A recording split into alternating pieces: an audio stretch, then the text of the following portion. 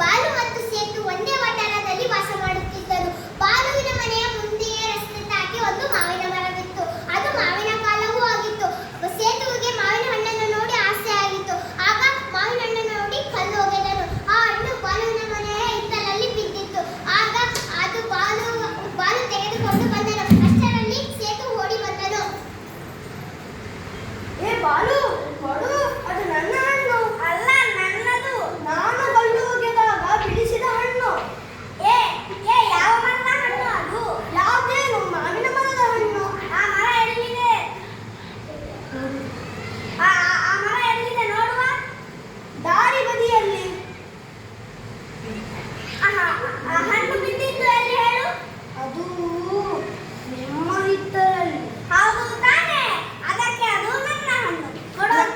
ಕೊಡೋದಿಲ್ಲ, ಹೋಗು. ನಾನು ಬಿಡಿಸಿದ ಹಣ್ಣು. ಕೊಡ್ತೀಯೋ ಅಲ್ಲವೋ? ಕೊಡೋದಿಲ್ಲ. ಏನು ಮಾಡ್ತೀಯ?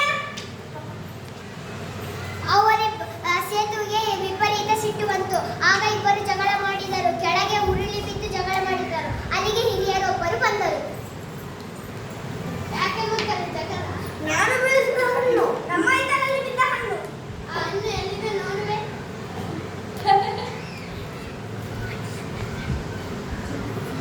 ಆ ಹಣ್ಣು ದಾರಿಯಲ್ಲಿ ಬಿದ್ದು ನಚ್ಚುಗುಚ್ಚಾಗಿತ್ತು. ಅದರಲ್ಲಿ ತುಂಬಾ ಮಣ್ಣು ತುಂಬಿತ್ತು.